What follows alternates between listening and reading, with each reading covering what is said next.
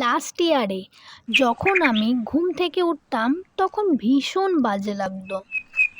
ঘুম থেকে ওঠার মিনিমাম 1 ঘন্টা পরও যেন ঘুম ঘুম ভাব কাটতই না। But now I'm feeling so fresh. কারণ আমি পেয়েছি একটা দারুণ সলিউশন। তোমরাও এটা ট্রাই করে দেখতে পারো। ঘুম থেকে উঠেই যখন আমি ছাদে বা ঘরের দরজা খুলে ঘরের বাইরে আসি, সূর্যের ওই সুন্দর আলো আর চারিদিকের হাওয়াতে আমার সব ক্লান্তি কেটে যায় আর আলাদাই পজিটিভ ফিল করতে পারি। আর ঘুম তো কোথায় উড়ে যায় বোঝাই যায় না। অ্যান্ড ট্রাস্ট মি, সারাদিনের জন্য এতটা এনার্জি পাবে যা তুমি ভাবতেও পারছো না।